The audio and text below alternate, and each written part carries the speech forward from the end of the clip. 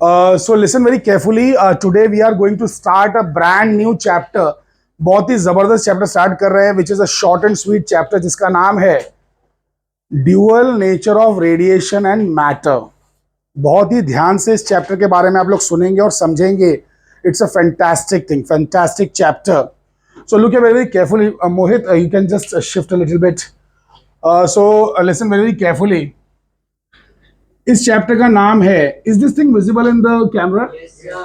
So dual nature of radiation and matter. This entire exercise that we are doing right now of recording the things is going to benefit you because ऐसा होता है कि कभी कभार आप गलती से एक आध लेक्चर मिस कर देते हैं, तो आप इसको जो है बाद में आराम से 2x स्पीड पे देख लीजिए फटाक से, तो एटलीस्ट एक आइडिया मिल जाएगा कि क्या क्या हो चुका है, क्या क्या पढ़ लिया है हमने. एंड आप लोग गलत क्या करते हैं पता है? बहुत सारे बच्चे बोलते हैं सर आपका ये वीडियो नहीं मिल रहा, वो वीडियो नहीं मिल रहा. आप लोग है ना, जब चैनल पे जाते हैं, प्रोफेसर ऑफ साइंस पे गए, तो आप है ना बेसिकली वीडियोस में मत जाइए. ऊपर होम रहता है, वीडियो रहता है, प्लेलिस्ट रहता है. प्लेलिस्ट में जाने के बाद आप नीचे प्लेलिस्ट सर्च कीजिए उस चैप्टर से रिलेटेड, तो आपको कुछ ना कुछ मिल जाएगा.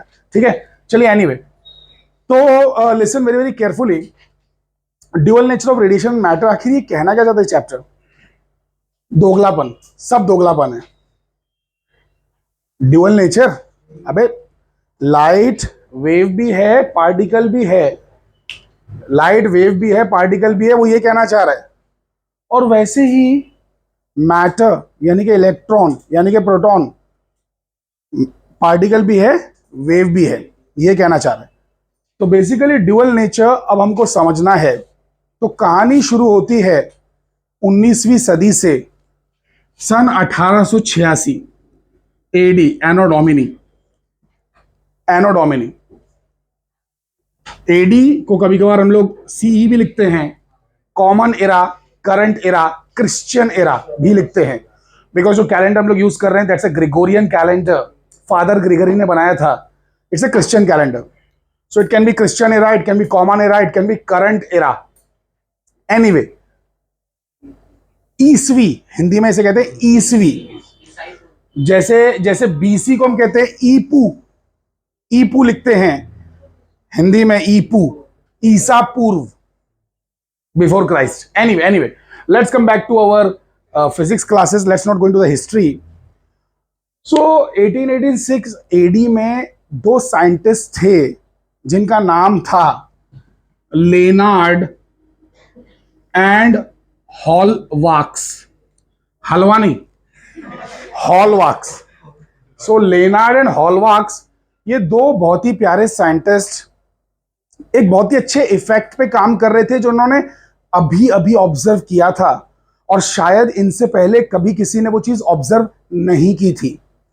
लेकिन इन्होंने जो देखा, इन्हें उस चीज पर यकीन प्रॉपरली नहीं हुआ, तो इन्होंने सोचा कि इसकी और पुष्टि कर लेते हैं, सबूत और जमा कर लेते हैं, थोड़ा मैथमेटिक्स और डेवलप कर लेते हैं, थोड़ा एक्सपेरिमेंट्स और कर लेते हैं, एंड फाइनली जो थ्योरी बन के आएगी उसे हम लोगों के सामने लेके आएंगे, तो दुनिया हमारी बातों पे यकीन करेगी. बिकॉज जब भी कोई नई चीज डिस्कवर आप कर लेते हो सपोज, तो एक डाउट आता है ना कि अरे कहीं पहले से तो डिस्कवर नहीं है, या फिर हमने जो देखा क्या वो सच है कि बस एक भ्रम है.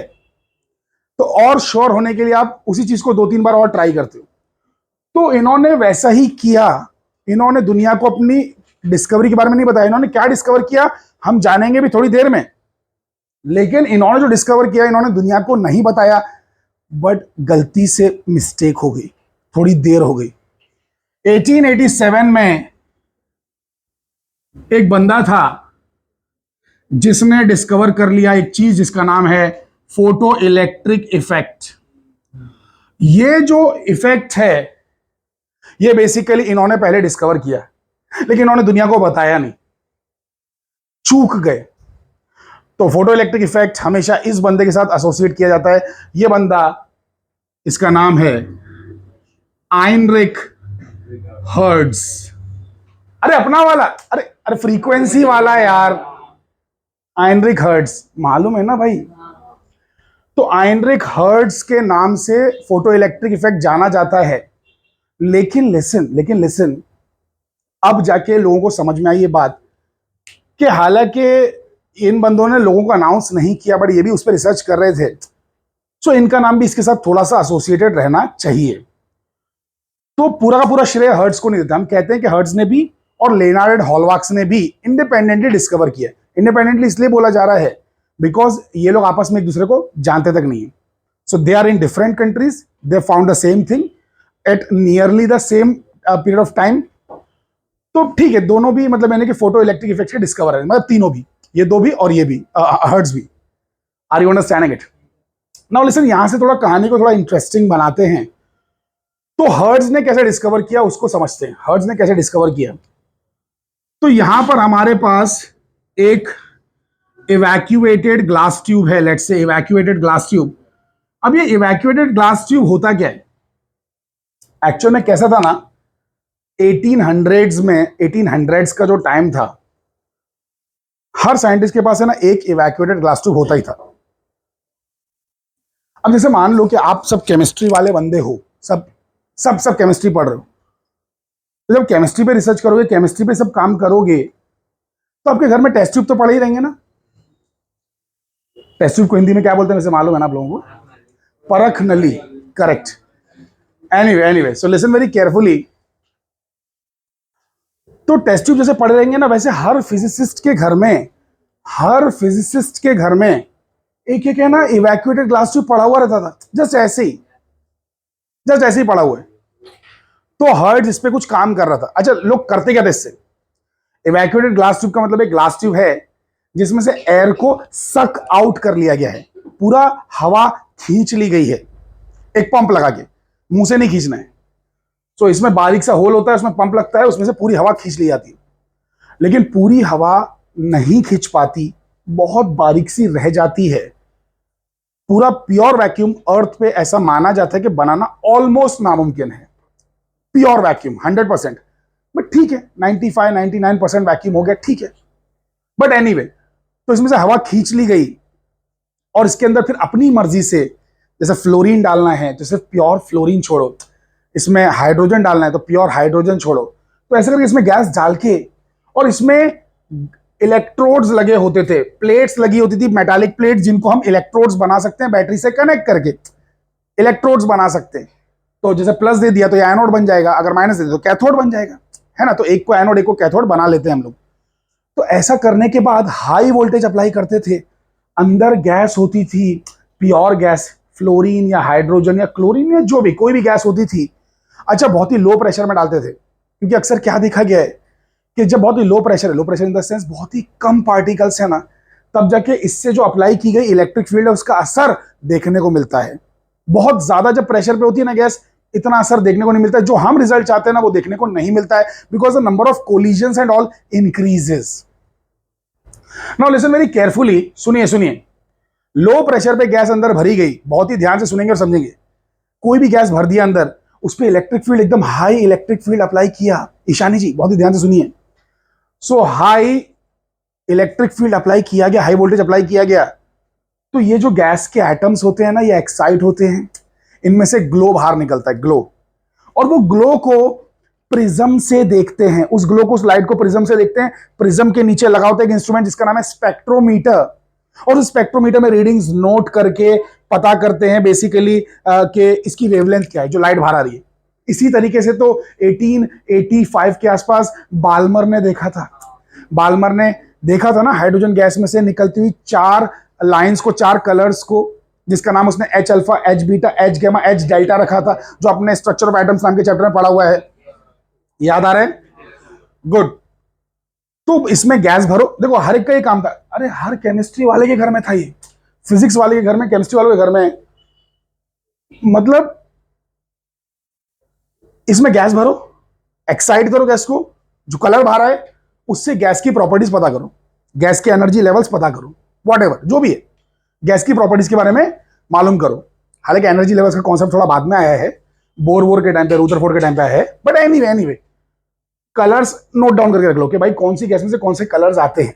इससे फायदा है, अगर कहीं से मुझे किसी लाइट में से 10-12 कलर्स दिखाई दिए तो ये 3 कलर हाइड्रोजन में से निकलते हैं, वो 4 निकलते हैं नियॉन में से, ये 2 निकलते हैं हीलियम में से। तो मुझे मालूम है कि जो ग्लो हो रहा है, जहां से लाइट आ रही है, उस जगह पे तीनों गैसेस प्रेजेंट है। Are you understanding it? तो बहुत सारे केमिस्ट ने, बहुत सारे साइंटिस्ट ने पूरा टेबल बना के रख लिया था कि हाइड्रोजन को एक्साइट किया इतने इतने वोल्ट से तो ये कलर बाहर आता है, हीलियम को किया तो ये कलर बाहर आता है। वैसे हीलियम का नहीं किया था, सुनो, हीलियम का नहीं किया था, हाइड्रोजन का किया था, नियॉन का किया था, और बहुत सारे लोग का किया था, बहुत सारे लोग का, बहुत सारे एलिमेंट्स का। हीलियम का नहीं किया था। फिर सन को देखा, सुनो सुनो, हीलियम का नहीं किया था, बहुत सारे एलिमेंट्स का कर लिया, बट हीलियम का नहीं देखा था। हीलियम मिली नहीं थी, हीलियम तो पता ही नहीं था क्या है, क्योंकि हीलियम का आयोनाइजेशन पोटेंशियल हाईएस्ट है। जितने भी इनर्ट गैसेस है ना, सबसे ज्यादा हाईएस्ट आयोनाइजेशन पोटेंशियल हीलियम का ही है। तो हीलियम अभी तक अर्थ पे डिस्कवर हुई नहीं है। तो सबके कलर्स देख लिए, सबके कलर्स को हम लोगों ने लिख के रख लिया कि कौन से कलर किसके, कितनी वेवलेंथ किसकी है, एग्जैक्ट वैल्यूज। सन को देखा, सन में से कुछ एक्स्ट्रा कलर्स दिखाई दिए जो इनमें से एक से भी मैच नहीं हो रहे, और उनकी वेवलेंथ कुछ ऐसी है कि इधर वाले जो बंदे हैं पीरियोडिक टेबल के, उससे मैच हो रही है, इससे मैच हो रही है, बीच में जो कलर चाहिए वो गायब है। मतलब गायब इन द सेंस हमारे पास से गायब है टेबल में से, लेकिन वहां दिख रहे हैं। तो समझ में आया कि 1 और 3 के बीच में एक सेकंड बंदा है, और क्योंकि वो सन में दिखाई दिया, सन को कहते हैं ग्रीक लैंग्वेज में हीलियोस, हीलियोस कहते हैं, सूरज का नाम है हीलियोस, तो नाम हीलियम रख दिया। तो पहले सन पे हीलियम मिली, बाद में पृथ्वी पे मिली है। Are you understanding it? But anyway, इस बातों में ज्यादा डिटेल में नहीं जाते हैं। तो गैसेस की पढ़ाई सब किया करते थे, तो हर्ट्ज भी करता था, हर्ट्ज भी करता था। अब एक दिन क्या हुआ, मैं थोड़ा ड्रामेटिक इफेक्ट दे रहा हूं। The things depicted in this video may or may not be true. All the events are fictional, all the characters are fictional, so any relation will be coincidental. ठीक है? सो ये धारावाहिक जो है what ever, yes, disclaimer, so disclaimer मैं दे रहा हूं। सो now listen, थोड़ा सा इमेजिनरी बनाते हैं, लेकिन लिसन, इस कहानी में हल्की फुल्की सच्चाई भी है। सो पात्रों को रोचक बनाने के लिए मतलब थोड़ी चीजें ऐड की गई है। Anyway, so listen very carefully. So Hertz जो था, हर्ट्ज वो भी इस इवैक्यूएटेड ट्यूब से काम कर रहा था। इसमें बैटरी लगी हुई थी, एक आध एमीटर लगा हुआ था। तो इस तरीके से कुछ तो एकदम सिंपल सा सेटअप था, एकदम सिंपल सेटअप। अब हर्ट्ज काम कर ही रहा था कि किचन में से आवाज आई, अजी सुनते हो? तो किचन से आवाज आई, अगर एक तक का। So listen, listen very carefully. अरे मराठी, सो लिसन, अहो, करेक्ट, या थोड़ा सा मिस्टेक हो जाता है गलती से। So listen listen listen listen listen listen very carefully. तो किचन से आवाज आई कि भाई सुनते हैं, जरा मार्केट जाके धनिया ले आइए।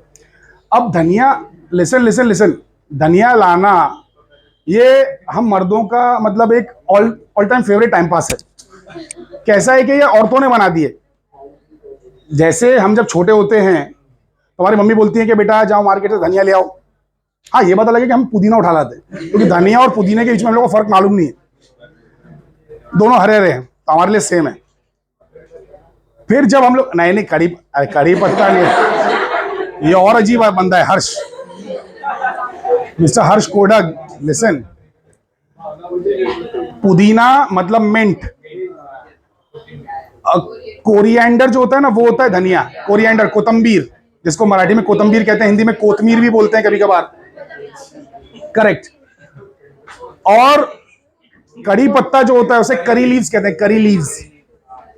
एनीवे, सो लिसन, तो बचपन में हमें मॉम कहती है कि ले आओ, जब शादी होती है तो वाइफ कहती है कि भाई मार्केट से आते थे ले आना, है कि नहीं। और फिर जब बूढ़े हो जाते हैं तो बहू कहती है कि जरा बाबूजी आते टाइम पे धनिया ले आना। तो ये हमारा फेवरेट काम है।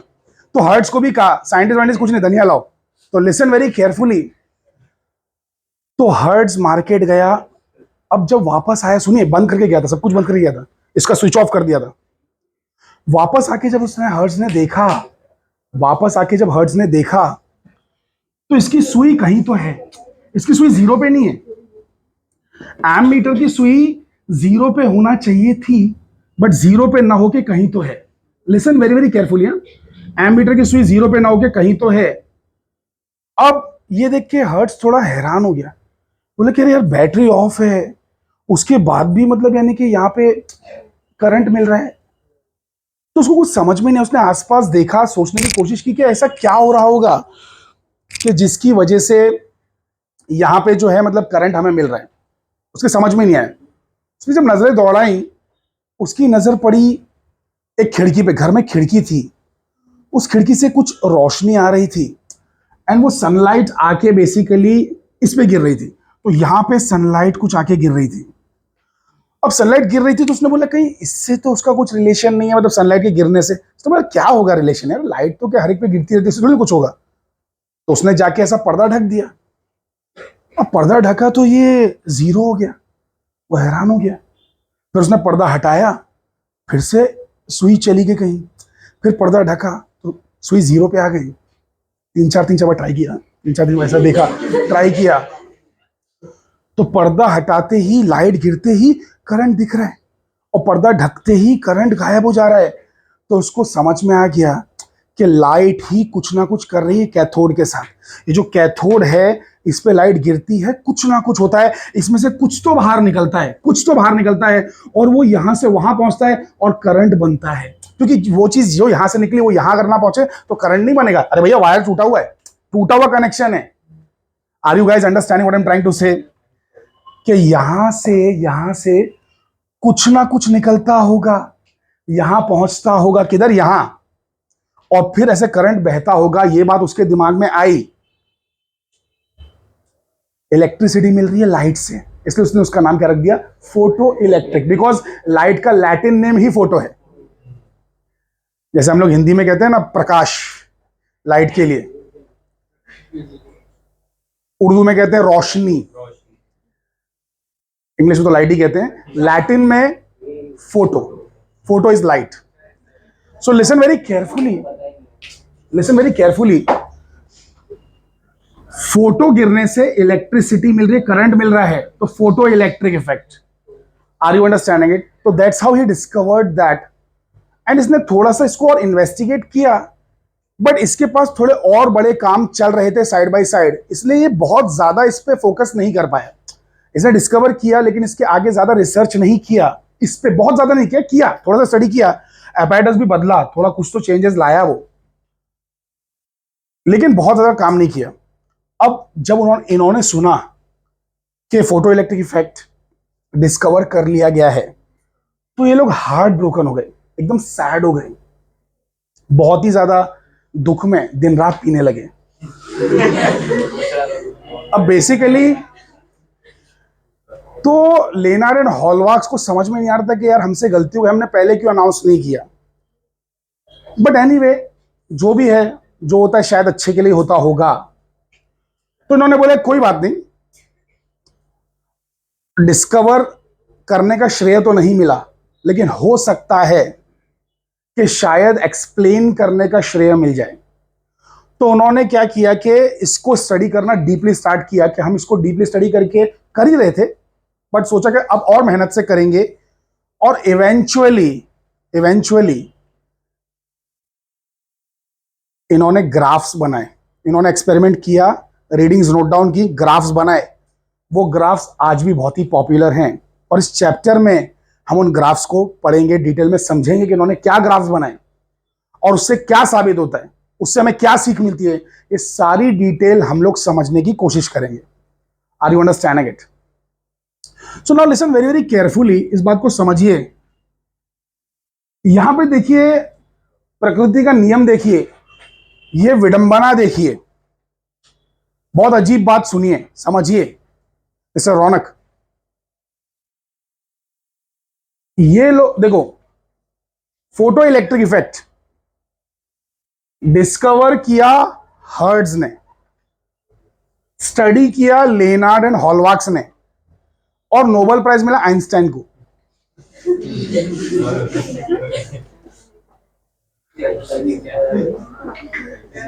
ये क्या हुआ? मतलब ये डिस्कवर करता है, वो पढ़ता है, लेकिन प्राइज को तीसरा ले जाता है। सो लिसन, आइंस्टाइन यहां पे कहां आएगा, आइंस्टाइन की एंट्री कहां होगी राइट टाइम पर, वो सब आगे होगा, don't worry, Einstein right time पे एंट्री करेगा। फिलहाल हमें इन लोगों के ग्राफ्स को, इन लोगों की चीजों को स्टडी करना है। फिलहाल हमें ये सब समझना है कि ये आखिर कहना क्या चाहते हैं, इन्होंने क्या ग्राफ्स बनाए। सो ध्यान दीजिए, ध्यान दीजिए, नोबेल प्राइजेस का इतिहास है ना, ऐसी ही विडंबनाओं से भरा हुआ है। The contradictions, the paradoxes and other things. So basically करता कोई और मिलता किसी और को नहीं, लेकिन ऐसा नहीं है, आइंस्टाइन का कॉन्ट्रीब्यूशन है, बट है थोड़ा अजीब अजीब है। Anyway anyway, so listen very carefully. अब एपैरेटस की जो शक्ल है वो थोड़ी सी बदल गई है, तो एपैरेटस की शक्ल हम लोग थोड़ा सा चेंज करके दिखाते हैं, जैसा टेक्स्ट बुक्स में दिया होता है अक्सर, तो मैं वैसा इसे बनाने की कोशिश कर रहा हूं। सो लिसन वेरी वेरी केयरफुली। यहां पर एक ऐसा पॉइंट जैसा दिखाते हैं, एक्चुअल में 6 पॉइंट्स है, 6 स्क्रू हैं, 6 स्क्रू, देयर आर 6 स्क्रूज। यहां से जो निकला वायर, ये वाला वायर, ध्यान से देखो बेटा, ध्यान से देखो, ये जो वायर निकला ऐसा जंप करके इससे कनेक्टेड है, ये यहां से इसको कनेक्टेड है, वो वहां से ऐसा जंप करके इससे कनेक्टेड है, आपस में टच नहीं है। ये जब ऐसा दिखाते हैं ना ऐसा, इसका मतलब जंप कर दिया है। जैसे ये और ये वायर ऐसा दिखाया तो कनेक्टेड है, लेकिन अगर ये दिखाया और फिर ऐसे जंप करके दिखा दिया, इसका मतलब कनेक्टेड नहीं है, उसके ऊपर से जा रहा है या फिर अलग से जा रहा है, ऐसा समझ लेने का। Are you guys understanding what I am trying to say? फिर यहां से ये कनेक्टेड है और यहां से जंप करके ये कनेक्टेड है। इस तरीके से कनेक्शन थोड़े आड़े तड़े अजीब से कनेक्शंस हैं। उसके बाद में ये जो बीच वाला है, ये वाला और ये वाला स्क्रू, यहां से नीचे जाके बैटरीज कनेक्टेड है। Is this thing visible in the video? So थोड़ा सा ऊपर, ओके, तो something like this, correct. So ये बैटरी है जो यहां कनेक्टेड है। Are you guys understanding it? चाहिए तो छोटा मोटा प्लग की भी हम लोग लगा सकते हैं, प्लग की, आपकी मर्जी और भी कुछ लगाना है तो, बट इतना काफी है। अच्छा हाँ, एक आध और चीज छोटी मोटी और, लिसन लिसन लिसन लिसन, सुनिए सुनिए, ध्यान से सुनिए, ध्यान से सुनिए। यहां पर हम लोग लगा देते हैं एक माइक्रो एमीटर। एमीटर लगाने के बजाय माइक्रो एमीटर क्यों लगाया होगा? करंट बहुत बारीक है ना। अरे कोई वायर थोड़ी ना है कि जिसके अंदर इनफाइनाइट नंबर ऑफ इलेक्ट्रॉन्स हैं। वायर या मेटालिक चीजें होती है ना, उनके अंदर इनफाइनाइट सप्लाई ऑफ इलेक्ट्रॉन्स है, ऐसा माना जाता है, लेकिन यहां पर तो ऐसा नहीं ना। अच्छा by the way, electron word मैंने यहां गलती से इस्तेमाल कर लिया, मुझे नहीं करना चाहिए था, बिकॉज अभी हम लोग हैं 1880s में और इलेक्ट्रॉन डिस्कवर 1897 में हुआ है, तो हम लोग पास्ट में चल रहे हैं। इलेक्ट्रॉन मिला नहीं है, मिलेगा, ये एक्सपेरिमेंट के 10 साल के बाद। Are you understanding it? So listen, anyway anyway, तो करंट बहुत छोटा सा है, इसलिए माइक्रो एमीटर लगाया गया। माइक्रो एमीटर कब मिला इलेक्ट्रॉन, कब मिला है? 1887 चल रहा है ना, 1897 में मिला है, सर जे थॉमसन, मालूम है कि नहीं? गुड। सो लिसन, ध्यान दीजिए बेटा, ये लगाया मैंने मिलिया micro ammeter, micro ammeter, micro, micro के लिए सब म्यू बना देते हैं, म्यू। यहां से ये बैटरी के ऊपर है ना, मैं देखो रियोस्टैट की शक्ल का कुछ लगा रहा हूं, ये रियोस्टैट जैसा दिखता है, it looks like a rheostat, it can be a rheostat, it's okay. ये देखो, ध्यान से देखो क्या किया मैंने। ये रियोस्टैट के कितने पैर होते हैं? रियोस्टैट के 3 पैर होते हैं। जिसको भी रियोस्टैट नहीं पता है, मेरे वीडियो जाके देख लो, पोटेंशियोमीटर वाले।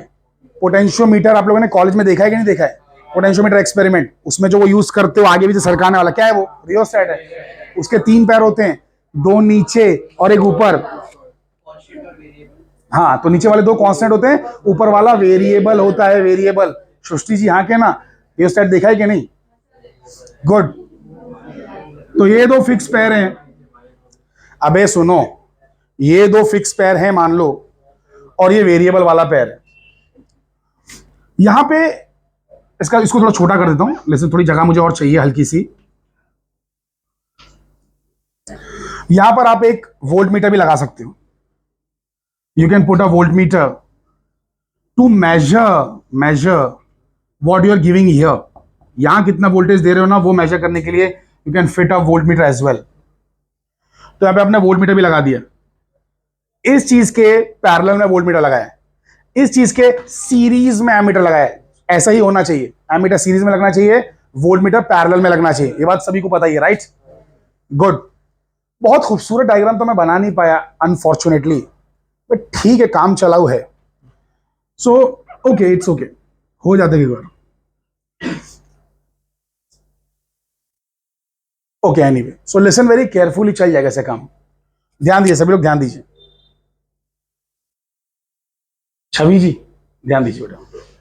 सो लिसन, ये apparatus के ऊपर आपको एग्जाम में सवाल आता है बोर्ड्स में कि draw the apparatus used by the Hertz, या फिर draw the apparatus used by the Lenard and Hallwachs to study photo electric effect. दोनों में से किसी का भी नाम आया, चाहे लेनार्ड हॉलवार्क्स का आया चाहे हर्ट्ज का आया, आपको ये apparatus बना के दिखाना है। Are you understanding it? तो टेक्स्ट बुक में थोड़ा अच्छे से दिया है, एनसीईआरटी में भी दिया है अच्छे से, स्टेट बोर्ड की बुक्स में भी दिया है, वहां से अच्छे से बना लेना, यहां में थोड़ा अच्छे से नहीं बना पाया। अब लिसन, ये जो अजीबो गरीब 6 स्क्रू वाली चाबी है, इसका एक नाम है, इसका नाम है कॉम्यूटेटर की। परफेक्ट मिस्टर हर्ष। सो कॉम्यूटेटर की, आपने बोला था, हाँ करेक्ट, गुड। सो कॉम्यूटेटर की, मेरे सर के पीछे भी आंखें।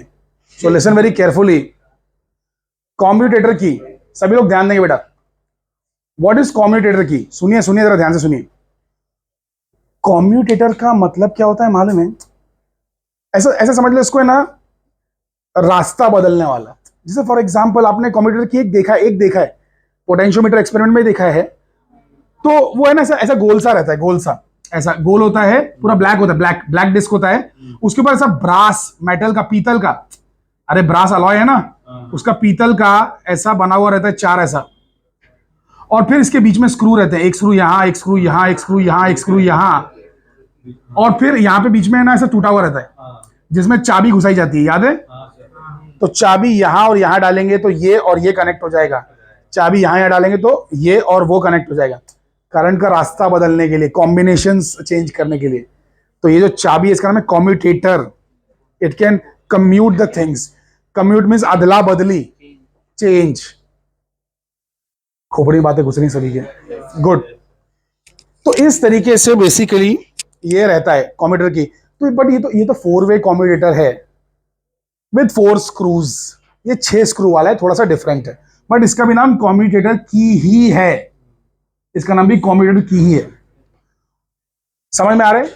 इसका इस्तेमाल क्यों किया गया, इसका इस्तेमाल क्यों किया गया? सुनिए सुनिए ध्यान से। इसको नॉर्मली कौन सा वोल्टेज चाहिए? माइनस। इसको कौन सा चाहिए? प्लस, क्योंकि ये कैथोड या एनोड है। लेकिन साइंटिस्ट लोगों में थोड़ी सी खुजली होती है ना। अरे साइंटिस्ट लोग जो रहते हैं दीवाने होते हैं भाई, दीवाने, सनकी, जुनूनी, पैशनेट, पागल। उनके अंदर एक पागलपन सवार होता है। ये सरफिरापन, ये पागलपन ही इस दुनिया को आगे ले जा रहा है। साइंटिस्ट ना हो तो इस दुनिया में कुछ नहीं हो सकता, कुछ नहीं हो सकता। हर चीज साइंटिस्ट लोगों की वजह से है। सो ये पागलपन, ये सनकीपन हमें चाहिए। Are you understanding it? तो उनके अंदर खुजली रहती है नया नया चीज ट्राई करने की। तो उन्होंने सोचा कि इधर माइनस इधर प्लस ही क्यों दूं, इधर प्लस इधर माइनस भी दूंगा ना। तो उसको बदली करने के लिए बार बार थोड़ी ना उखाड़ते बैठेंगे चीजें, बार बार थोड़ी ना बैटरी डिस्कनेक्ट करेंगे, चाबी यहां से उठा के वहां लगा दिया, खत्म हो गया। अरे जो पहले प्लस और ये पहले माइनस वो प्लस था, बाद में ये प्लस और वो माइनस हो जाएगा। अबे भेजे में बातें घुस रही हैं, सिर्फ चाबी यहां से वहां कर दो, काम खत्म। तो इस वजह से ये कॉम्यूटेटर की इस्तेमाल की गई है। तो इस डायग्राम को अपनी आंखों में, अपनी नजरों में भर लीजिए, फिर हम इससे आगे बढ़ते हैं, ठीक है? सो लिसन वेरी वेरी केयरफुली। इस apparatus में छोटी सी चीज जो मैंने मिस कर दी, मैं उस पर थोड़ा जोर डालना चाहूंगा। इस apparatus में मैंने जो इवैक्यूएटेड ट्यूब बनाया ना, ये ट्यूब भी बदला गया बाद में। ये ट्यूब को भी थोड़ा सा अलग बनाया गया, कुछ ऐसा ऐसा बनाया गया। Listen very very carefully. ये ट्यूब में ऐसा ओपनिंग जैसा कुछ बनाया है, ओपनिंग नहीं है एक्चुअल में, ये जो लगा है ना इसके ऊपर, ये है क्वार्ट्ज। ये क्वार्ट्ज की बनी हुई विंडो है, क्वार्ट्ज विंडो। रीजन क्या सुनिए, ये ग्लास ट्यूब जो है quartz is a very very interesting crystal. Quartz अपने घड़ियों में भी क्वार्ट्ज रहता है। ये जो घड़ी है इसमें भी होगा, लेकिन वो उस पर क्वार्ट्ज लिखा है, मतलब वो क्वार्ट्ज कंपनी भी है घड़ी की। ठीक है, सो लिसन। लेकिन जो टिकिंग क्लॉक्स होते हैं उसमें क्वार्ट्ज रहता है, क्वार्ट्ज रहता है। मुझे एग्जैक्ट नंबर अभी फिलहाल तो याद नहीं है, लेकिन शायद ऐसा कुछ है, अभी मुझे याद नहीं आ रहा है। क्वार्ट्ज का क्रिस्टल 1 सेकेंड में 36,716 बार, शायद ऐसा कुछ नंबर है, इतनी बार वाइब्रेट करता है 1 सेकेंड में। It has a very very high frequency. तो इतनी बार वाइब्रेट कर लिया तो हम कहते हैं उसको 1 सेकेंड। इतनी बार अगर वो वाइब्रेट कर लिया हम कहते हैं वो 1 सेकेंड है। इसका डबल बार वाइब्रेट कर लिया उसे कहते हैं 2 सेकेंड। तो घड़ियां कोई मजाक नहीं है, घड़ियां भी जो आपकी बनी है बहुत ही प्रिसीजन के साथ बनी हुई है।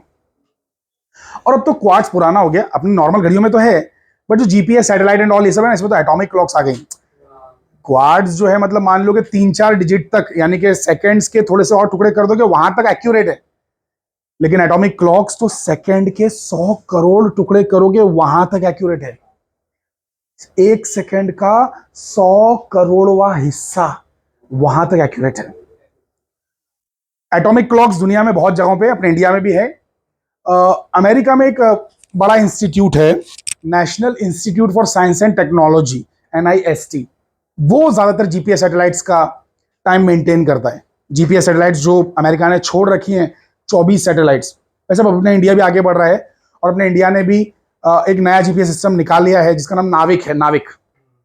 तो वो NAVIC, बहुत ज्यादा मुझे भी याद नहीं आ रहा उसके बारे में, मैंने पढ़ा था, बहुत पहले पढ़ा था आर्टिकल में, बट फिर मैं भूल गया थोड़ा सा। तो इंडिया ने भी अपना खुद का जीपीएस सिस्टम पूरा बनाने का जो है सोचा है। तो वो सैटेलाइट्स को लॉन्च करना स्टार्ट भी कर दिए। जब पूरा सेट कंप्लीट हो जाएगा तो फुल्ली हर एक के मोबाइल में भी आ जाएगा। तो जीपीएस यूजुअली कुछ 24 सैटेलाइट्स हैं जो यूएसए कंट्रोल करता है नॉर्मली। तो हम लोग ने अपना खुद का भी निकाला है, anyway for security reasons, because दूसरे की सैटेलाइट्स हैं तो हमारे सेंसिटिव एरियाज को भी वो देख सकती हैं, तो हम अपना वाला सिस्टम लगाना चाहते हैं। Are you understanding it? But anyway उसको सब छोड़िए, मैं बात करता हूं क्वार्ट्ज की। क्वार्ट्ज की अच्छी बात यह है कि ये ऑलमोस्ट सारे के सारे इलेक्ट्रोमैग्नेटिक रेडिएशंस को पास होना अलाउ करता है। क्वार्ट्ज क्या करता है? सारे के सारे इलेक्ट्रोमैग्नेटिक रेडिएशंस को पास होना अलाउ करता है। कांच नहीं करता है क्या? नहीं, कांच नहीं करता है। इंफ्रारेड कांच में से नहीं घुस सकता। इनफैक्ट क्यों चाहिए? इनफैक्ट कांच में से नहीं घुस सकता, ठीक है, इनफैक्ट क्यों चाहिए? लिसन, ये एक मेटालिक प्लेट है, इस पे रोशनी गिरेगी तो कुछ तो बाहर निकलेगा। वो कुछ तो इन्हें नहीं पता है लेकिन हमें पता है, इलेक्ट्रॉन है। इलेक्ट्रॉन बाहर निकलेगा। लेकिन हर तरीके की लाइट से हर तरीके के मेटल पे इलेक्ट्रॉन थोड़ी ना बाहर आएगा। हर तरीके की लाइट हर तरीके के मेटल पे गिरी, इलेक्ट्रॉन बाहर आएगा, ऐसे थोड़ी ना होगा। अरे तो तुम्हारे घर में भी लाइट है, तुम्हारे घर में भी लाइट है।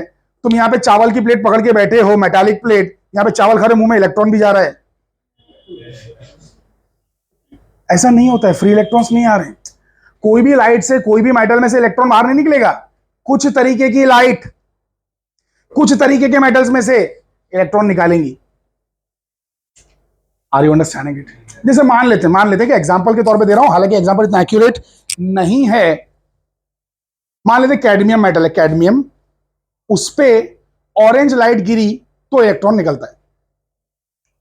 सोडियम मेटल है, उसमें मान लो रेड लाइट गिरी तो इलेक्ट्रॉन निकलता है। तो ऐसा अब अपने को करना क्या है? चेक ही तो करना है, यहां पे मेटल लगा के चेक ही तो करना है कि कौन सी लाइट से, कौन से मेटल से इलेक्ट्रॉन बाहर आएगा, यही तो चेक करना है।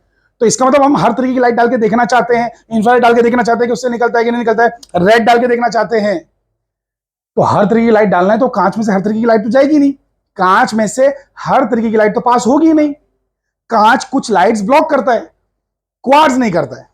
तो इसीलिए क्वार्ट्ज लगाया गया ताकि हर तरीके की लाइट डाली जा सके। और यहां पर एक चेंजिंग सोर्स लगाया गया, मतलब मान लो सोर्स में एक ऐसा डायल लगा हुआ है, उस डायल को घुमाऊंगा तो लाइट इंफ्रारेड से रेड हो जाएगी, रेड से ऑरेंज हो जाएगी, येलो हो जाएगी, ग्रीन हो जाएगी, वायलेट हो जाएगी। ऐसा मान लो कि वो different different frequencies of light produce कर सकता है। Are you guys understanding the point? सब लोग समझ पा रहे हैं मेरी इन बातों को कि नहीं? Very good. तो समझ में आया इसमें क्या चेंजेस है? अच्छा लिसन, क्योंकि कॉम्यूटेटर की आपने लगाई है, कॉम्यूटेटर की, और क्योंकि आप इसको कभी माइनस तो कभी प्लस भी बना सकते हो, और इसको भी कभी प्लस तो कभी माइनस भी बना सकते हो, इसलिए इसको मैं कैथोड एनोड बोलना छोड़ दूंगा। अब से इसका नाम है एमीटर प्लेट। एमीटर प्लेट, अरे जिसमें से इलेक्ट्रॉन्स निकला करेंगे, और इसका नाम है कलेक्टर प्लेट, जिसमें इलेक्ट्रॉन जमा हुआ करेंगे या घुस जाया करेंगे। Are you guys understanding it? ये ज्यादा बेहतर नाम है। अब पोटेंशियल जो चाहो दे दो, प्लस माइनस। कैथोड एनोड बोलने में टेंशन था कि कैथोड हमेशा माइनस रहती है, प्लस कैसे दे दिया भाई? एनोड हमेशा प्लस रहता है, माइनस कैसे दे दिया? इसलिए बेटर नाम ये रहेगा एमीटर प्लेट, कलेक्टर प्लेट। इसको प्लस माइनस जो देना दे दो। तो शुरुआत तो माइनस से ही करेंगे, इसको कैथोड बना के ही करेंगे। एमीटर प्लेट को कैथोड बनाएंगे, इसको एनोड बनाएंगे, फिर चेक करेंगे ग्राफ। फिर बाद में जब खुजली थोड़ी सी आएगी, थोड़ा वार्म अप हो जाएंगे, चुलबुली उठेगी, तो फिर इसको प्लस उसको माइनस करेंगे। Are you understanding the point? सब लोग समझ पा रहे हैं मेरी बातों को? Very nice. तो आई होप कि ये सेटअप सभी के भेजे में पूरी तरीके से घुस चुका है। ये चैप्टर की खास बात ये है कि ये आपका भ्रम तोड़ने वाली है। भ्रम तोड़ने वाली इन द सेंस, जमाने से सदियों से चला रहा था कि लाइट एक वेव है। 1800s में सर थॉमस यंग ने लाइट का इंटरफेरेंस करा के साबित भी कर दिया था कि लाइट एक वेव है, क्योंकि इंटरफेरेंस तो वेव्स का होता है, पार्टिकल्स का नहीं होता है। तो लाइट वेव साबित हो चुकी है, लाइट का इंटरफेरेंस हो गया है, लाइट का डिफ्रैक्शन हो गया है, लाइट का पोलराइजेशन हो गया है। ये सब सिर्फ एक वेव का हो सकता है। तो अगर लाइट का भी हो रहा है, इसका मतलब लाइट एक वेव है, ये साबित हो चुका था, वेल एस्टैब्लिश्ड फैक्ट बन गया था। बल्कि मैक्सवेल नाम का जो हमारा साइंटिस्ट है, उसने तो पूरी थियरी इलेक्ट्रोडायनामिक्स की इसी पे बना दी थी कि लाइट एक इलेक्ट्रोमैग्नेटिक वेव है। हाँ के ना? लेकिन ये एक्सपेरिमेंट आगे जाके साबित करेगा, कि लाइट पार्टिकल है, लाइट पार्टिकल है। ये लेक्चर आपको कभी मिस नहीं करना है, ये लेसन आपको सभी को सुनना है। रीजन मैं ये बता रहा हूं, मेरे एक्सपीरियंस में मैंने जितना भी लोगों को देखा है, बराबर से किसी भी स्टूडेंट को समझ में नहीं आया है कि ये साबित कैसे कर रहा है कि लाइट पार्टिकल और वेव नहीं है, ये इफेक्ट कैसे साबित कर रहा है। इसका मतलब कहीं ना कहीं टीचर्स की कुछ कमी रही है समझाने में। मैं उम्मीद करता हूं कि मैं इस तरीके से समझा पाऊंगा कि आप समझेंगे कि भाई लाइट एक्चुअल में यहां पे वेव की तरह बिल्कुल भी नहीं, बल्कि पार्टिकल की तरह बिहेव कर रही है। ये मैं कोशिश करूंगा, ये मेरी उम्मीद रहेगी कि आप समझेंगे कि लाइट यहां पे वेव क्यों नहीं मानी जा सकती, उसको पार्टिकल ही मानना पड़ेगा। ये पूरा चैप्टर खत्म हो जाता है, बट स्टूडेंट्स नहीं समझ पाते हैं। इवन बहुत सारे बेचारे अच्छे अच्छे टीचर्स को मैंने देखा है कि वो इस चीज को समझे नहीं है, वो खुद नहीं समझे बेचारे। होता है, कोई कोई एक कॉन्सेप्ट होता है जो किसी को नॉर्मली समझ में नहीं आता है, मेहनत करनी पड़ती है उसके ऊपर बहुत। ऐसा बच्चों के साथ तो होता है, टीचर्स के साथ भी होता है। एक आध टीचर्स भी तो आप ही में से बने हैं ना कोई। आप ही में से कोई 12th के बाद MSc BSc करके आगे बढ़ के टीचर बन जाता है ना भाई। ऐसे नहीं बनता, एग्जाम्स देना पड़ते हैं बहुत, लेकिन फिर भी आप ही में से बने हैं ना। तो एक आध कॉन्सेप्ट हो सकता है नहीं समझ में आया होगा लाइफ में, हो सकता है ना यार। तो बहुत सारे टीचर्स को भी ये कॉन्सेप्ट नहीं पता है। तो ये यहां पर लाइट पार्टिकल क्यों है, वेव क्यों नहीं है, ये मैं समझाने की आपको कोशिश करूंगा। Are you guys understanding this point? समझ में आ रही है? तो इसका एक भी लेक्चर आप लोग जरा भी मिस नहीं करेंगे। Got it? सो लिसन, ध्यान देते रहिए बेटा। लेनार्ड एंड हॉलवार्क्स ने विचारों ने बहुत मेहनत की है, उनके ग्राफ्स पढ़ना जरूरी है, क्योंकि न तो उन्हें यह नाम मिला कि उन्होंने डिस्कवर किया है फोटो इलेक्ट्रिक इफेक्ट, और ना ही उसके लिए नोबेल प्राइज। तो आज भी उनकी आत्मा ताबूत में तड़पती होगी। तो उनकी आत्माओं को शांति देने के लिए ये चैप्टर जो है एक ट्रिब्यूट, एक श्रद्धांजलि है। सो सभी लोग जरा ध्यान देंगे इधर। 2 मिनट का मौन भी रखना है, अबे चुप रहो। सो listen very very carefully. Quite, शांत हो जाइए मिस्टर जीवंत, बेटा शांत हो जाइए।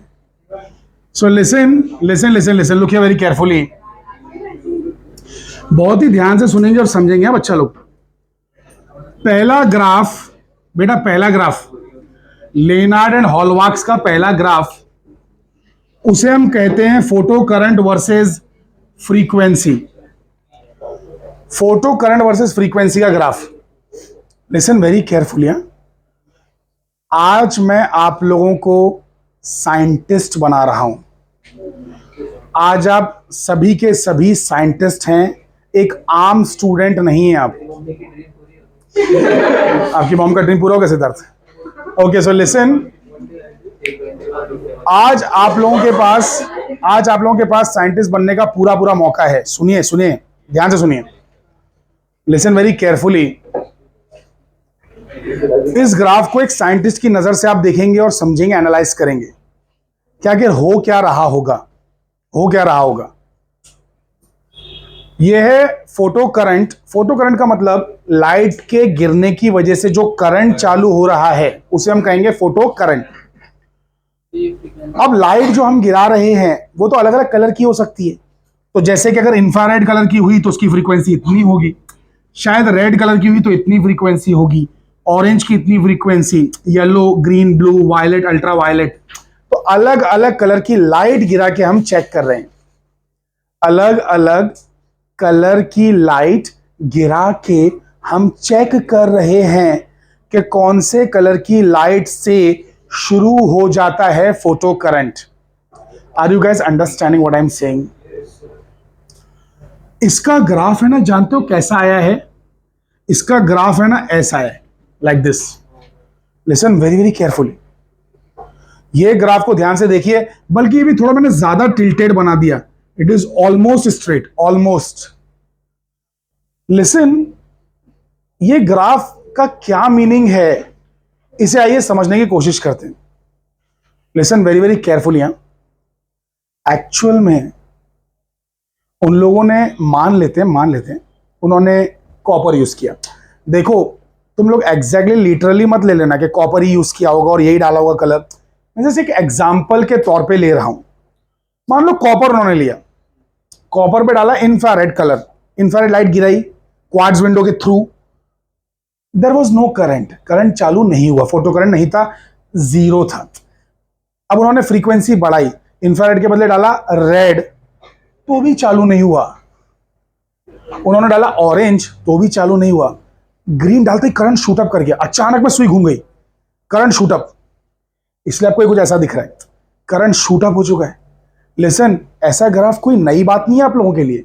आप लोगों ने सेमीकंडक्टर्स में भी करंट वर्सेस वोल्टेज का ग्राफ देखा है, जिसमें डायोड नहीं चालू है, जैसे सिलिकॉन डायोड 0.7 वोल्टेज एक्सीड होता ही सीधा शूट अप कर जाता है करंट उसके अंदर।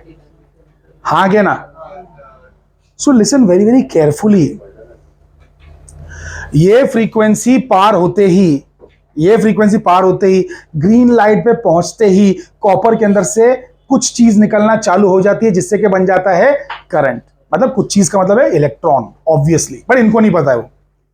सो now listen very very carefully, बड़ा ध्यान से सुनेंगे। इसका मतलब ग्रीन से नीचे की फ्रीक्वेंसी की कोई भी लाइट डाला तो करंट नहीं मिलेगा, तो इसे हमने नाम दे दिया थ्रेशोल्ड फ्रीक्वेंसी। थ्रेशोल्ड या फिर इसे आप कह सकते हैं क्रिटिकल फ्रीक्वेंसी। क्या कह सकते हैं? Critical frequency. क्रिटिकल है, इससे नीचे गए तो कुछ भी काम नहीं होगा। थ्रेशोल्ड का क्या मतलब है? थ्रेशोल्ड का मतलब होता है चौखट, दहलीज वर्ड, चौखट वर्ड आप सभी ने सुन रखा होगा। जैसे फॉर एग्जाम्पल, जब आप लोग रात के 11 बजे अपने पेरेंट्स से कहते होंगे कि मॉम मुझे पार्टी करने जाना है, डिस्को इसको जाना है, मैं जा रहा हूं अपने सहेलियों और सहेलाओं के साथ, तो आपकी मॉम कहती है खबरदार तूने अगर इस दहलीज से कदम बाहर रखा तो तेरा मेरा कोई वास्ता नहीं। सो लिसन, ये थोड़ा ज्यादा ड्रामेटिक हो गया बट कोई बात नहीं। So listen listen listen very carefully. तो दहलीज या चौखट का क्या मतलब है? उसके बाहर गए तो रिश्ते खत्म, उसको लांग के गए तो रिश्ते खत्म। तो वैसा ही है, फोटो करंट और फ्रीक्वेंसी का तब तक रिश्ता है जब फ्रीक्वेंसी इसके ऊपर है, तभी इलेक्ट्रॉन्स निकल रहे हैं, करंट निकल रहा है। इसको लांग दिया, इसके पीछे चले गए, फ्रीक्वेंसी के बिलो चले गए, there is no relation. Photo current and frequency का no relation. You keep on changing the frequency, there will be zero photo current only. तुम फ्रीक्वेंसी कितना भी बदलो, यहां पे तुम लाल से ऑरेंज करो, ऑरेंज से इंफ्रारेड करो, ये करो वो करो, कुछ नहीं होगा फोटो करंट को। सो फोटो करंट और फ्रीक्वेंसी का कोई रिश्ता नहीं। इस फ्रीक्वेंसी से बड़ा फ्रीक्वेंसी दिया तब जाके फोटो करंट मिल रहा है और अच्छा खासा मिल रहा है। अब ये चीज है ना, लेनार्ड एंड हॉलवार्क्स के समझ में नहीं आई कि ये कैसे हो रहा है भाई, ये कैसे हो रहा है। ये सब चीजें बाद में आइंस्टाइन ने एक्सप्लेन की, तो हम लोग भी इसे एक्सप्लेन करने की कोशिश करेंगे आइंस्टाइन की तरह सोच के। बहुत ही ध्यान से सुनिए और समझिए। Listen, classical theory of electromagnetism, classical theory, Maxwell की थियरी इलेक्ट्रोमैग्नेटिज्म वाली, तो ये कहती है कि लाइट है ना, लाइट जब आप डालते रहोगे डालते रहोगे डालते रहोगे तो शायद है ना मेटल एब्जॉर्ब करता रहेगा, एब्जॉर्ब करता रहेगा, एब्जॉर्ब करता रहेगा एनर्जी, और एक टाइम पे सफिशिएंट एनर्जी जमा हो जाएगी तो अंदर से शायद इलेक्ट्रॉन या चार्ज पार्टिकल नॉक ऑफ हो जाएगा, बाहर निकल आएगा, एनर्जी लेके निकल आएगा। लेकिन रेड कलर की लाइट, इंफ्रारेड कलर की लाइट, ऑरेंज कलर की लाइट हम डालते रहे आधा घंटा, पौना घंटा, 1 घंटा, एक भी इलेक्ट्रॉन बाहर नहीं आया। बल्कि एक टॉर्च के बदले 2 टॉर्च, 5 टॉर्च, 6 टॉर्च उसी जगह पे मारते रहे, 1 टॉर्च, 2 टॉर्च, 5-5, 10-10 टॉर्च मारी रेड वाली, फिर भी एक भी इलेक्ट्रॉन बाहर नहीं आया। तो यहां पे धीरे धीरे classical theory of electromagnetism fail हो रही है। जो वेव थियरी है वो फेल हो रही है धीरे धीरे। वेव थियरी का कहना है कि वेव अंदर जाती है, चीजें उसे एब्जॉर्ब करती है। अरे बाबा लिसन, लाइट जब गिरती रहती है, चीजें गर्म होती है कि नहीं होती है भाई? मोहित जी आराम से, थैंक यू। अरे मेटल सरफेस धूप में रखा हुआ है तो चीजें गर्म होती हैं भाई, क्या नहीं होती हैं? तो क्लासिकल थियरी तो ये कह रही है कि एनर्जी जमा होते हो सकता है इतनी हो जाए कि इलेक्ट्रॉन को खींच के बाहर निकाल ले, लेकिन ऐसा नहीं हुआ। रेड लाइट को हमने आधा पौना घंटा मार के देखा, नहीं हुआ। और एक रेड लाइट नहीं बल्कि 100 रेड लाइट टॉर्च मार के देख ली, कुछ नहीं हुआ। लेकिन ग्रीन लाइट का एक तिनका, एक वेव, एक फोटोन, जो भी कहना चाहो, एक रे मारते ही सीधा इलेक्ट्रॉन बाहर। कुछ तो अलग है। इसका मतलब रेड जो लाइट गिर रही है, उस जो एनर्जी लेके जा रही है ना, वो पैकेट्स में लेके जा रही है, पैकेट्स में, और वो एनर्जी कमजोर है। वो पैकेट है ना, इसको निकाल नहीं पा रहा है। ग्रीन का पैकेट गिरते ही अचानक में उतनी एनर्जी मिल गई जो एटम से खींच सके इलेक्ट्रॉन को। तो एनर्जी है ना वेव की तरह स्मूथ नहीं है, बल्कि पैकेट है, पैकेट। और पैकेट ही तो पार्टिकल है, पैकेट ही तो पार्टिकल है। Listen very carefully. Photo electric explain करने से पहले, फोटो इलेक्ट्रिक इफेक्ट एक्सप्लेन करने से पहले जो आइंस्टाइन था, उसने अपने टीचर की थियरी भी पढ़ी थी। उसका टीचर था Max Planck, Planck's radiation theory, याद आ रहा है? तो आइंस्टाइन का टीचर था मैक्स प्लैंक, और मैक्स प्लैंक ने एक बहुत ही जबरदस्त थियरी दी थी जो आपने उस चैप्टर में पढ़ी है, kinetic theory of gases and radiation में, the black body radiation, black body radiation का थियरी। करेक्ट, बहुत सारे ब्लैक बॉडी डिफरेंट आपने पढ़े, Fery's black body and all. Anyway, so listen, तो मैक्स प्लैंक जो बंदा था, मैक्स प्लैंक, उसकी थियरी भी आइंस्टाइन ने पढ़ रखी थी, उसकी थियरी आइंस्टाइन ने पढ़ रखी थी। तो आइंस्टाइन ने थोड़ा दिमाग लगाया कि मैक्स प्लैंक ने कहा था कि जैसे ब्लैक बॉडीज में से एनर्जी पैकेट्स बाहर आते हैं ना, तो शायद एक्चुअल में लाइट पूरी की पूरी पैकेट्स ही होगी, एनर्जी की पैकेट्स ही होगी, पार्टिकल्स की तरह ऐसे गिरती होगी कुछ क्वांटाइज्ड फॉर्म में। क्योंकि अगर ऐसे नहीं गिरती, स्मूथ होती ना, तो बहुत सारी है ना, एक के पीछे एक है, तो फिर रेड वाली भी उठा लेती है ना इलेक्ट्रॉन को, लेकिन रेड वाली नहीं उठा पा रही है, ग्रीन वाला उठा रहा है। इसका मतलब वेव्स के फॉर्म में ऐसा नहीं है, लाइट सीधा पैकेट है। जब तक वो पैकेट नहीं गिरेगा ना, कोई बाहर नहीं आ सकता। It's like that. Please try to understand, please try to understand. ना सिर्फ ये बात, बल्कि ये बात भी है कि विद इन ग्रीन, सुनो, हम फिर भी ये मान सकते थे कि एनर्जी पैकेट नहीं है, सब झूठ बातें हैं, वेव ही सही है, हम ये मान सकते थे अगर इलेक्ट्रॉन थोड़ी देर के बाद बाहर निकल रहा होता।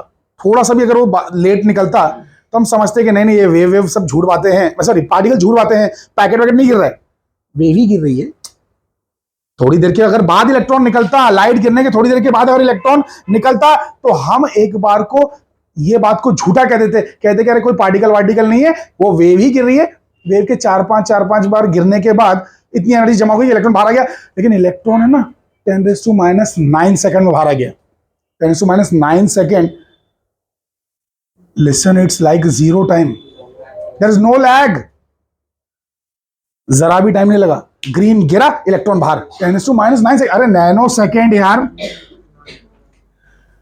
तो फोटो इलेक्ट्रिक इफेक्ट एक इंस्टेंटेनियस फेनोमेनन है। इंस्टेंटेनियस का मतलब देखो, सुनो सुनो सुनो सुनो, लाइट गिरी और 2-3 सेकंड के बाद इलेक्ट्रॉन बाहर आता ना, तो पार्टिकल थ्योरी आप साबित नहीं कर पाते कि लाइट पार्टिकल है। आप बोलते लाइट वेव ही है। अरे वेव गिरी गिरी गिरी गिरी, इलेक्ट्रॉन 2-3 सेकंड के बाद बाहर आ गया। अबे लेकिन गिरते ही बाहर आया, इसका मतलब पूरा एनर्जी धप करके एक साथ गिरी। Are you understanding it? एक साथ फट से गिरी है। और तो एक साथ का नाम ही तो क्वांटा है, क्वांटा। मैक्स प्लैंक ने क्वांटा कहा था उसे। उसी क्वांटा को हम फोटोन के नाम से जानते हैं, पार्टिकल्स ऑफ लाइट। और उसकी एनर्जी इतनी होती है, इक्वल्स टू एच न्यू। इस फ्रीक्वेंसी का जो क्वांटा है उसकी एनर्जी है E। इस फ्रीक्वेंसी का H is the Planck's constant. अरे जो भी फ्रीक्वेंसी होगी ये, तो लाल कलर है तो लाल की फ्रीक्वेंसी डालो, लाल का क्वांटा है। ऑरेंज कलर की फ्रीक्वेंसी, ऑरेंज डालो, ऑरेंज कलर की फ्रीक्वेंसी की वैल्यू डालो, ऑरेंज का क्वांटा है। तो रेड के क्वांटा में, ऑरेंज के क्वांटा में दम ही नहीं है इलेक्ट्रॉन बाहर निकालने का। Are you guys understanding it? तो यहां पर धीरे धीरे लड़खड़ा रही है वेव थ्योरी। वेव थ्योरी के अकॉर्डिंग इलेक्ट्रॉन बाहर आना चाहिए, इलेक्ट्रॉन बाहर आना चाहिए। पहले तो थोड़ी देर के बाद आना चाहिए, क्योंकि वेव जाते जाते मेटल एब्सॉर्ब करेगा एनर्जी और इलेक्ट्रॉन बाहर आएगा। और वेव्स मिलजुल के भी काम कर सकती है, एनर्जी बढ़ा सकती है, बिकॉज मैक्सवेल की थ्योरी के अकॉर्डिंग इंटेंसिटी यानी कि ब्राइटनेस बढ़ाने का मतलब है एनर्जी बढ़ाना। बिकॉज फॉर्मूला है energy upon area and time. Intensity is defined as energy per unit area per unit time. Intensity classically is defined as like this, intensity is energy per unit area per unit time. तो सुनो, intensity बढ़ा दिया, brightness बढ़ा दिया, उसी जगह में तो एरिया तो नहीं बढ़ाया ना, टाइम तो नहीं बढ़ाया ना। उसी टाइम में आप एक के बदले 5 टॉर्च मारने लगे, रेड वाली एक के बजाय 5 टॉर्च मारने लगे, उतनी ही जगह में उतने ही टाइम में। तो इंटेंसिटी बढ़ गई, ब्राइटनेस बढ़ गई। तो ब्राइटनेस बढ़ गई, तो अगर ये बात सच होती कि ब्राइटनेस बढ़ने से ताकतवर हो जाती है लाइट, जैसे कि ये कह रहा है फॉर्मूला, मैक्सवेल का फॉर्मूला कह रहा है, क्लासिकल फॉर्मूला कह रहा है, इंटेंसिटी बढ़ाओ एनर्जी बढ़ेगी। तो जब मैंने 5 रेड लाइट डाला, तब तो इलेक्ट्रॉन बाहर आना चाहिए ना। वेव थ्योरी यहां भी फेल हो गई। डाले ना 5, 10, 15 टॉर्च भी मार दी। देखो अगर वेव थ्योरी सच है, वेव थ्योरी सच है, तुमने ब्राइटनेस बढ़ाई, इंटेंसिटी बढ़ाई, तो एनर्जी बढ़ना चाहिए ना। अब इस पे असर नहीं होगा ना, ये तो वही है ना, उसी एरिया में मार रहे हो ना 5 टॉर्च, टाइम भी नहीं बदल रहे हो, उतने ही टाइम इंटरवल में 5 टॉर्च मारे। जहां 1 टॉर्च मार रहे थे, 5 टॉर्च अब तुम मार रहे हो। तो इंटेंसिटी बढ़ी तो एनर्जी बढ़ना चाहिए ना, और एनर्जी बढ़ी तो इलेक्ट्रॉन को क्यों नहीं उठा पा रहे हो? इसका मतलब तुम्हारी थ्योरी गलत है कि एनर्जी बढ़ती है। आइंस्टाइन ने बोला हाँ ये गलत है। आइंस्टाइन ने बोला ये गलत है। क्या होता है सुनो, आइंस्टाइन ने बोला यहां पे डाल दो मैक्स प्लैंक का formula, I equals to n times h nu upon AT। अभी n क्यों डालो, सुन लो। आइंस्टाइन ने क्या बोला मालूम है? लाइट जो है ना, लाइट पैकेट है, तो अपन जब है ना इंटेंसिटी बढ़ाते हैं ना, तो h न्यू नहीं बढ़ता है, n बढ़ता है। अरे नंबर ऑफ फोटोन ज्यादा हो जाते हैं। समझो अभी बड़ा मजेदार है, सुनो समझो। अलग अलग कलर की लाइट का मतलब क्या है? अलग अलग फ्रीक्वेंसी की लाइट। अबे फ्रीक्वेंसी कलर है, तो तुमने रेड के रेड ही टॉर्च मारा ना, क्या तुमने रेड से ब्लू कर दिया? अबे रेड ही मार रहे हो ना। तो जब तुम ब्राइटनेस बढ़ा रहे हो, रेड जो कम ब्राइट था उसे अब ज्यादा ब्राइट कर रहे हो, तो ओवरऑल एनर्जी तो बढ़ रही है, ठीक है, लाइट की ओवरऑल एनर्जी, लेकिन जो इंडिविजुअल फोटॉन्स है, क्वांटास है, उनकी एनर्जी वही है, खाली उनका नंबर बढ़ जा रहा है। ब्राइटनेस बढ़ रही है मतलब जो फोटॉन्स थे कमजोर वाले ही, बस वो खाली ज्यादा निकल रहे हैं, तो है तो अभी भी कमजोर। तो वो इलेक्ट्रॉन को क्यों नहीं निकाल पा रहे हैं? क्योंकि इंटेंसिटी बढ़ाने से तुमने ओवरऑल एनर्जी तो बढ़ा दी, लेकिन एक एक जो फोटॉन था वो तो कमजोर ही रहा ना। अरे हाँ क्या ना? Are you guys really understanding it? समझ में आ रहा है? इसको मैं ऐसे एक्सप्लेन करता हूं तब जाके शायद आप लोगों को समझ में आए। लिसन, मान लेते कि इस क्लासरूम के अंदर मैंने गड्ढा बना दिया, 10 फीट का होल बना दिया। I dig out a hole of 10 feet, और मैंने 3 लोगों को बुलाया। राजपाल यादव जी जो हमारे कॉमेडियन है, बहुत फनी इंसान है, सो वो है बेचारे इतने से, राजपाल यादव। फिर हमारे एक प्यारे से हीरो डांसर टाइगर श्रॉफ जी, फिर हमारे ऋतिक रोशन जी, और भी बड़े डांसर। सो लिसन, ध्यान से सुनिए, 3 लोगों को मैंने बुलाया। उन तीनों से मैंने क्या कहा कि आप लोग जो ये होल है, गड्ढा है, इसमें हाथ डाल के बॉल को निकालिए। उस 10 फीट के गड्ढे में नीचे बॉल पड़ा हुआ है।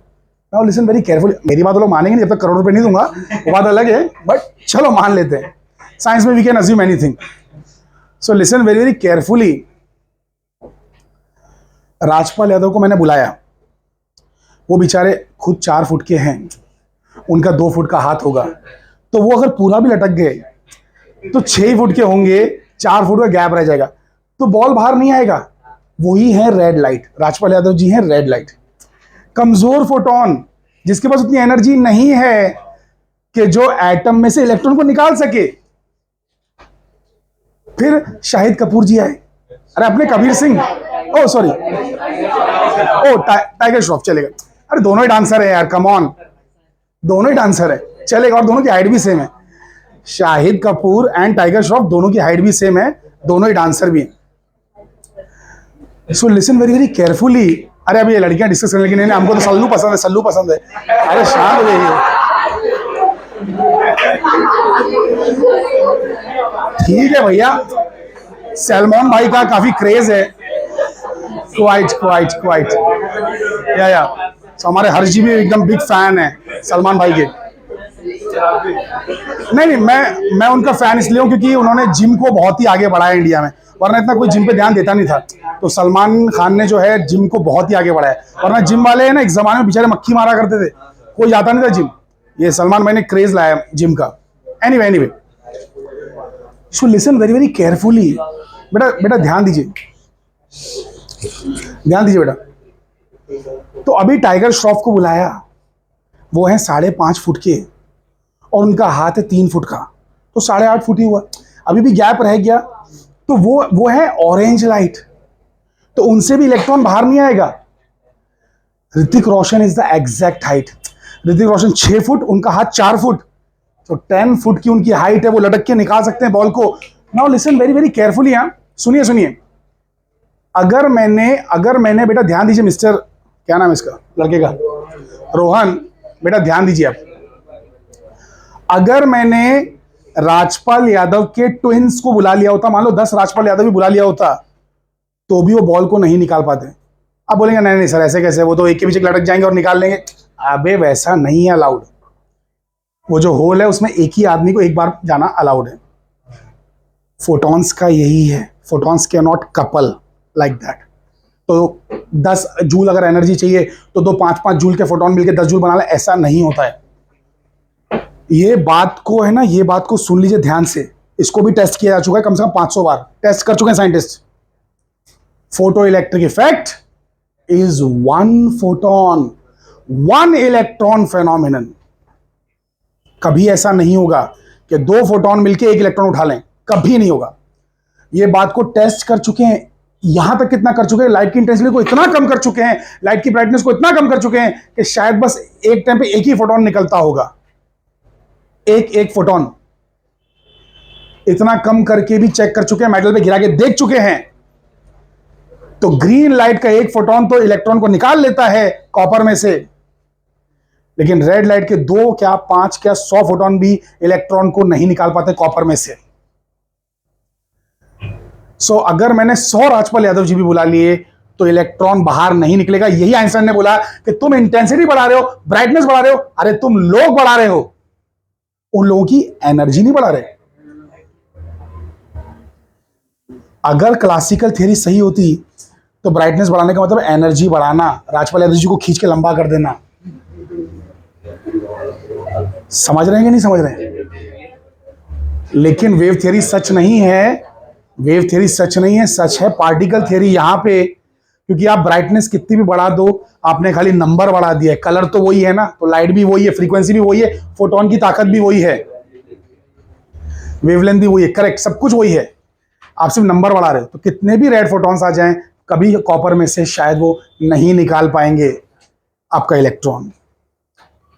हाँ लेकिन लिसन, अब ऋतिक रोशन को छोड़ के हमने अंडरटेकर को बुला लिया। हाँ उसको बुलाता हूँ, रुको उसका टाइम है। सो लिसन, ध्यान से सुनिए। अंडरटेकर लड़कियों को मालूम है ना बेटा? हाँ। सो अंडरटेकर, अरे अंडरटेकर यार कब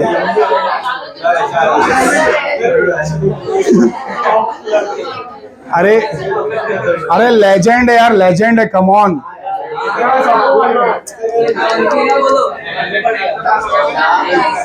नहीं जॉन सीना नहीं, अरे उसको कोई देख नहीं सकता, उसको कोई देख नहीं सकता।